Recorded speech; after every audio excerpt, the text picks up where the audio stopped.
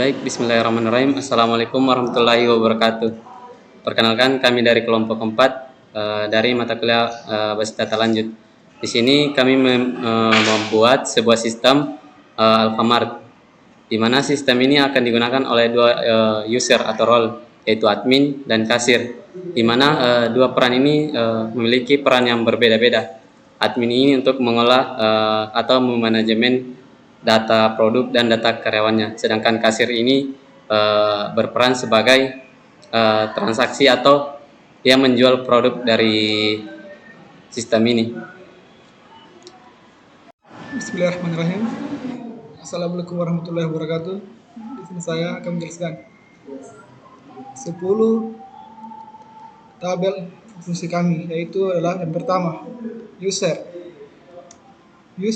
Fungsi user menyimpan data akun pengguna, admin dan kasir. Yang kedua itu adalah ada user login. Fungsi dari user login mencatat aktivitas login pengguna. Dan tabel ketiga yaitu adalah absensi. Fungsi dari absensi menyimpan informasi, mencatat kehadiran pengguna. Yang keempat, produk. Fungsi dari produk menyimpan informasi produk. Yang selanjutnya yang kelima, kategori produk. Fungsi dari kategori produk misalnya minuman dan sembako. Yang keenam, ada stok masuk. Fungsi dari stok masuk mencatat penambahan stok produk.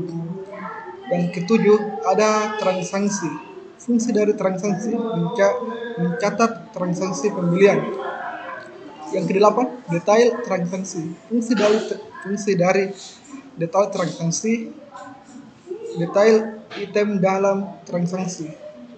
Yang kesembilan itu pemasukan. Fungsi dari pemasukan mencatat pendapatan, laba dan transaksi. Yang ke-10, pengeluaran. Fungsi dari pengeluaran mencatat pengeluaran, misalnya membeli stok. Jadi baik, di sini saya akan berperan sebagai user kasir dan akan menampilkan beberapa fitur yang ada pada user ini. Nah, di fitur utama ada dashboard yang dimana menampilkan fitur absen dan menampilkan jumlah transaksi yang telah dilakukan oleh kasir tersebut. Di fitur kedua ada transaksi, di mana kedua fitur transaksi itu yaitu fitur yang membuat user kasir ini bisa melakukan penjualan produk. Terus di fitur ketiga ada cek produk, yaitu cek stok produk, yaitu fitur yang bisa membuat sisi kasir bisa menampilkan stok produk yang ada dan menampilkan expire dari produk tersebut. Jadi baik, di sini saya akan berperan sebagai user admin dan akan menampilkan beberapa fitur yang ada pada user ini. Langkah pertama yaitu login. Di sini ada beberapa fitur.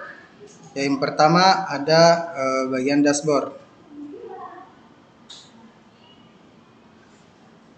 Nah, di fitur utama yaitu dashboard menampilkan jumlah produk, jumlah transaksi hari ini, produk expire, total pendapatan dan total pengeluaran.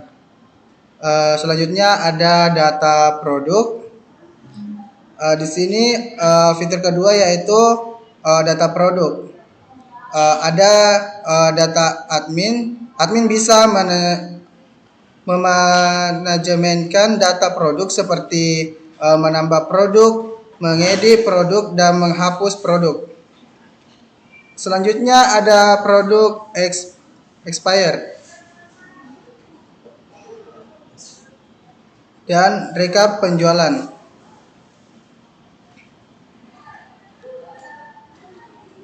Baik, selanjutnya ada laporan keuangan.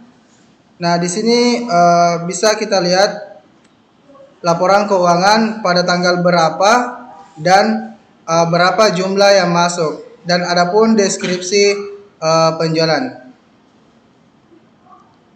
Dan yang terakhir ada logout. Jadi baik, untuk struktur folder yang ada pada website kami di sini, saya akan menjelaskan per folder. Nah, yang pertama folder yang itu yaitu config, di mana config ini adalah file yang menyimpan koneksi dengan database. Nah, database ini adalah file inilah yang menghubungkan dengan PHP MyAdmin. Yang kedua yaitu folder controller. Controller ini berisi logika aplikasi controller untuk setiap fitur sistem. Seperti yang pertama itu absensi controller. Nah, di sini ini fungsinya untuk mengatur proses absensi karyawan seperti input data kehadiran, lihat data kehadiran dan sebagainya. Yang kedua ini admin controller. Ini adalah kontrol logika untuk fitur yang digunakan oleh admin seperti kelola user atau statistik. Nah, selanjutnya itu out controller. Nah, file ini atau codingan ini berfungsi untuk menangani proses login, logout, dan registrasi user. Selanjutnya kasir controller ini adalah file atau codingan yang mengatur tampilan dan fungsi dashboard kasir transaksi penjualan. Nah, adapun laporan controller ini berfungsi untuk menyusun dan menampilkan laporan keuangan dan penjualan.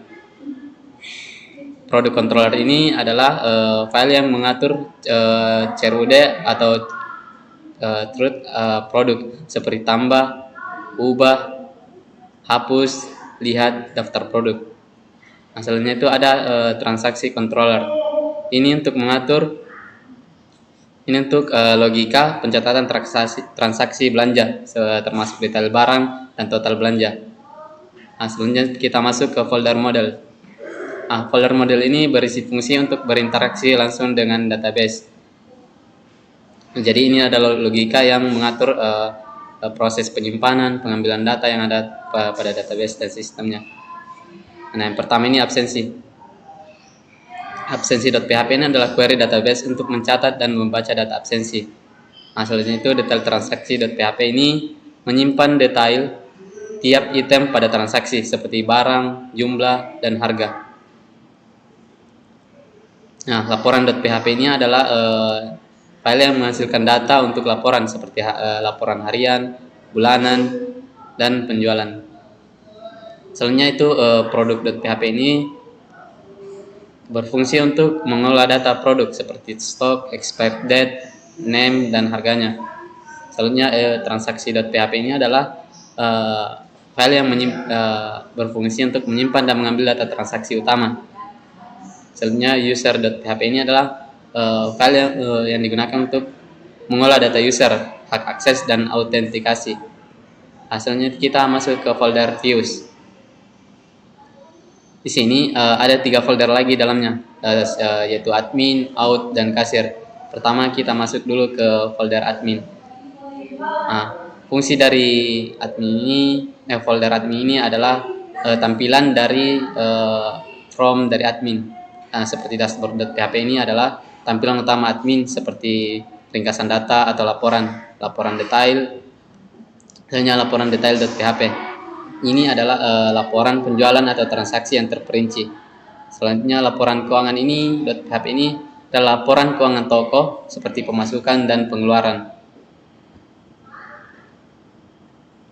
Hasilnya laporan penjualan .php. Nah, ini adalah codingan yang berfungsi untuk ringkasan total penjualan dalam periode tertentu. Asalnya ini navbar.php ini adalah navigasi khusus untuk admin dari setiap fitur yang ada. Hasilnya produk edit.php ini adalah from untuk mengedit data produk, semisal kita mengedit datanya, mengubah harganya, dan lain sebagainya.